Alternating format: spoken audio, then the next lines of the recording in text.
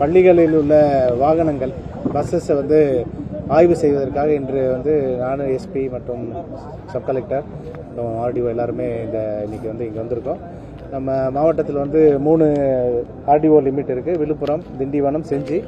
மொத்தம் 129 பள்ளிகள்லேருந்து மொத்தம் 523 பஸ் வாகனங்கள் இன்றைக்கி ஆய்வுக்காக நம்ம செய்ய வேண்டியிருக்கு. இன்றைக்கி மட்டும் 325 வாகனங்கள் ஆய்வுக்காக வந்திருக்காங்க.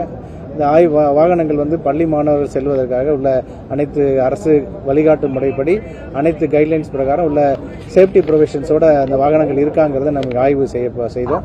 இந்த ஆய்வு செய்வதற்காக ஒரு 16 கைட்லைன்ஸ் கொடுத்துருக்காங்க. ஒரு 16 கைட்லைன்ஸ் நம்ம ஆய்வு செய்ய வேண்டியிருக்கு.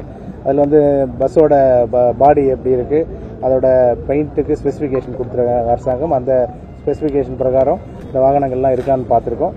அதே மாதிரி என்ட்ரன்ஸ் எப்படி இருக்கணும், ஹைட் இவ்வளோ ஹைட்டு தான் இருக்கணுங்கிறது குறிப்பாக நம்ம பள்ளி மாணவர்கள் ஈஸியாக ஏறி இறங்குறதுக்காக உள்ள ஹைட்டு கொடுத்துருக்காங்க. அந்த அளவுக்கு ஹைட் ஃபுட்போர்ட்லாம் இருக்காங்கிறதையும் நம்ம ஆய்வு செஞ்சுருக்கோம்.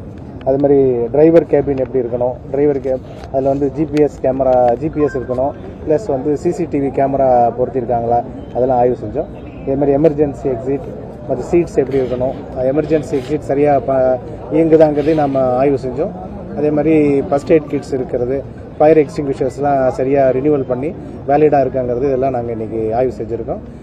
இதில் அதே மாதிரி குறிப்பாக இந்த ஆண்டு ஒவ்வொரு பள்ளி வாகனத்துலேயும் ஒரு பெண் அட்டெண்டர் கூட இருக்கணும்னு சொல்லி ஒரு அரசு உத்தரவு போட்டிருக்காங்க. அது பிரகாரம் அப்பாயிண்ட் பண்ணியிருக்காங்களாங்கிறதையும் நாங்கள் இன்ஷூர் பண்ணியிருக்கிறோம்.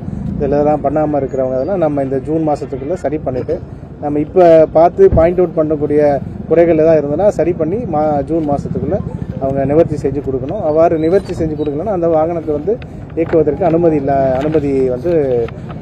கேன்சல் செய்யப்படுங்கிறதையும் நாங்கள் சொல்லியிருக்கிறோம்.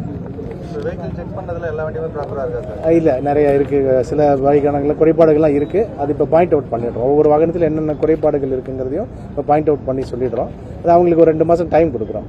ஜூனுக்குள்ளே திரும்ப அவங்க ரெக்டிஃபை பண்ணி வண்டியை கொண்டு நமக்கு ஆய்வுக்கு உட்படுத்தி சரியாக செஞ்சுருக்காங்களாங்கிறது என்ஷூர் பண்ணிடுறோம்.